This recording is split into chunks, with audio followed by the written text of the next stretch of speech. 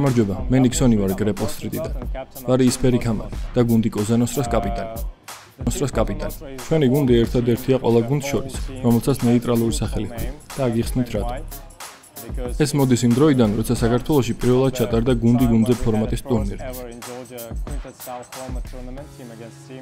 მაშინ ჩვენ მოვიგეთ ეს ტურნირი, ამიტომ ისტორიისა და მემკვიდრეობის შესანარჩუნებლად სახელი დავიტოვეთ, თუმცა გუნდის წევრები შეიცვალა.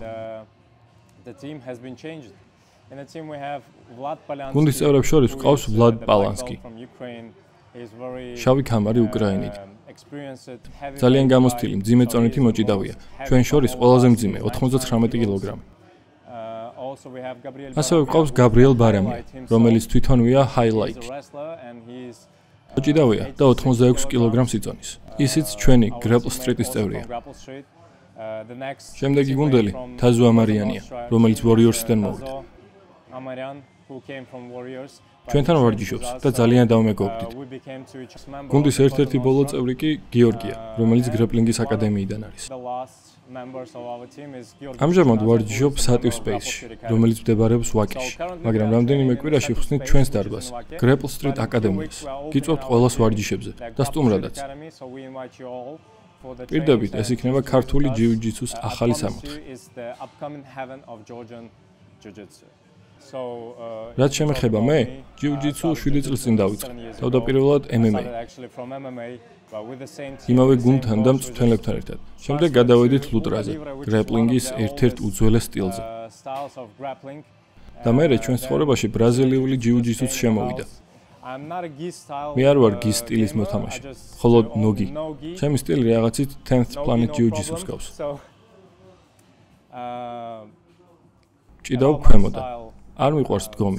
ამიტომ თუ ჩემს საყურებლად მოხვალთ, დამინახავთ მჯდომარე პოზიციაში. ამ პირდაპირ საბმიშენზე მონადირეს. საბმიშენი და საბმიშენი. ეს არის ჩემი თამაში.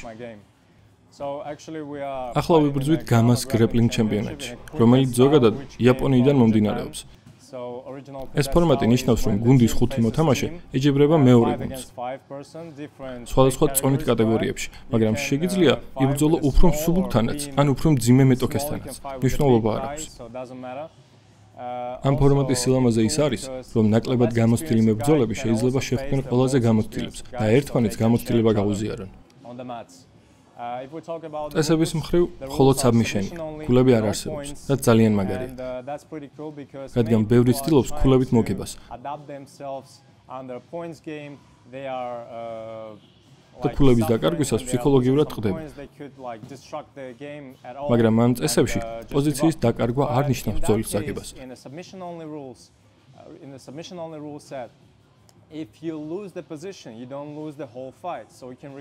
შეგიძლია წამოდგე და კვლავ საბმიშენზე იბრძოლო. ჩვენ თავს კარგად ვგრძნობთ. ვემზადებით სრულიად ყველა მიმართულებით. ფეხის მტკივნეული, ზურგის აღება, დგომა, ყველაფერზე.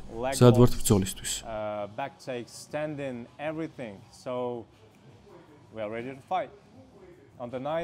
9 ნოემბერს ხვდებით გუნდ ლეგიონს,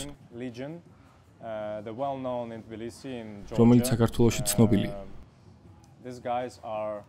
ისინი ტურნირის ერთ-ერთ ფავორიტად ითვლებიან და დიდი პატივია მათთან მატჩზე შეხვედრა. ხშირად ვსტუმრობთ ერთმანეთს ოფენ მატებზე. ვიცნობთ ყველა წევრს და ვიცით მათი სტილი, რაც დაგვეხმარება მოსამზადებლად.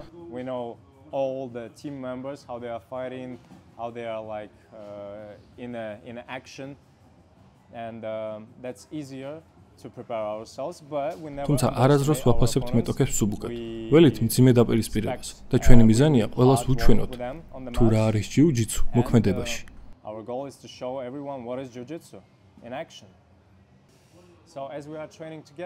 და ბოლოს, მიუხედავად იმისა, რომ ერთად ვარჯიშობთ, ჩვენ ჯერ კიდევ წარმოვადგენთ გრეპლ სტრიტის გუნდს. ჩვენი მწვრთნელი ნიკოლას დენიელსი, შავი ქამარი ავსტრალიიდან და დიდი პატივია, რომ წარმოვადგინოთ როგორც კოზანოსტრას, ასევე გრეპლ სტრიტს.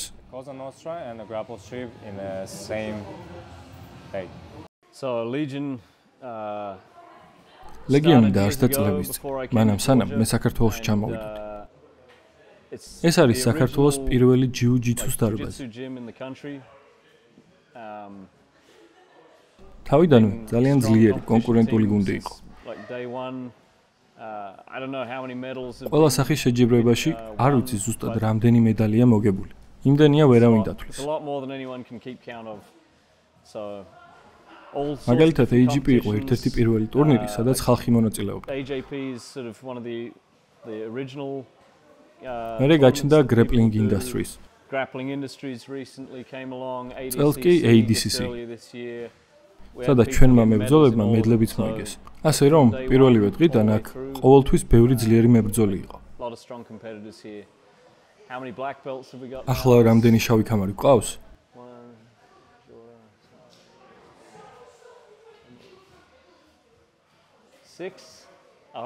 გონი 6. იმედი მაქვს არავინ დამოიწყო. ეს ყველაზე მეტია მთელ ქვეყანაში. ლეგიონი თავიდანვე იყო ლიდერი საქართველოში ჯიუ-ჯიტსუს განვითარებაში. რაც შეეხება გუნდს, ყავს რამდენიმე იასამნისფერი ქამრის ფლობელი.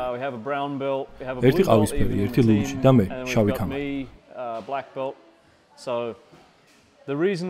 ჩვენ შეგნებულად ავარჩიეთ სხვადასხვა სტილის მებრძოლები, რადგან საერთო წონის ლიმიტი გვაქვს 5 ადამიანზე და გვინდოდა სტილების ბალანსი.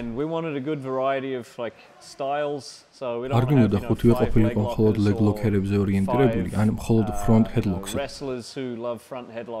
მაგალითად, ლადოს ძალიან კარგი კიმურები და ფეხის მტკივნეულები აქვს. როლანდი ძალიან მრავალმხრივია. აქვს საშიში გილიოტინა და ფრონტ ჰედლოკი. ყველა ასპექტში ძლიერი. But he's also like very strong in all areas. Bryson-ი ადრე ამერიკაში მოჭიდავე იყო, სწრაფია. კარგი ბექთეიქები, ლეგლოკები, ჩოუკები. ძალიან მრავალმხრივია. სანდრო ასევე ძალიან რთულად დასამარცხებელია. პრაქტიკულად შეუძლებელია მისი ჩოუკით დამარცხება, მაგარი ბიჭია. ის იასამნისფერი ქამარია. მე ვცდილობ ყველანაირად დაბალანსებული ვიყო. არ ვარ ლეგლოკერი, მაგრამ ხშირად სწორედ ამილეთით ვიმარჯვებ ხოლმე. არ ვიცი რატომ.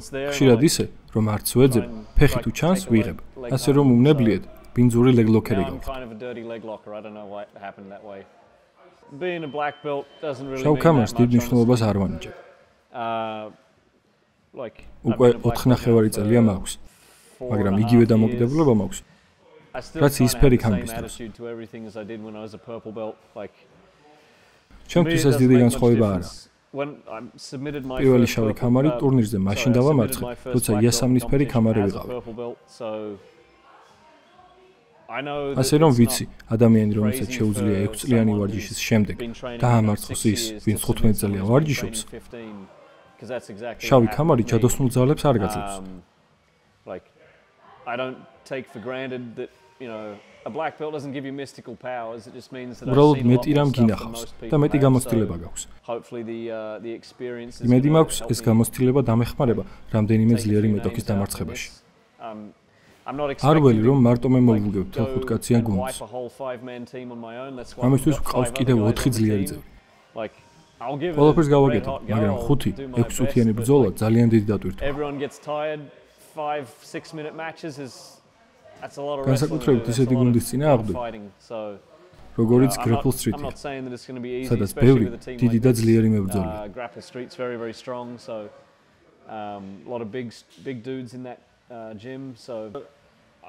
მათი გუნდის ყველა წევრი არ ვიცი. სამს ვიცნობ, ვიცი რომ გაბი ძლიერი მოჭიდავია. Gabby's really good wrestler. Nixon's kind of a Nixon კი ნამდვილი submission sniper-ია. His style is very submission oriented. პოზიციური თამაში ნაკლებად აინტერესებს. პირდაპირ დამთავრებაზე მიდის, განსაკუთრებით ასეთ წესებში. ვიცი რომ ნიკი ძალიან გააზრებულად შეარჩევს და სვლების თანმიმდევრობასაც კარგად დაალაგებს. დარწმუნებული ვარ, მის გუნდში ყველა წევრი კონკრეტული მიზეზით არის შერჩეული. And I have no doubt that they've picked like 5 guys very specifically. Like there's a reason that Nick's on that team. Like Nick's a smart guy. It's going to be fun.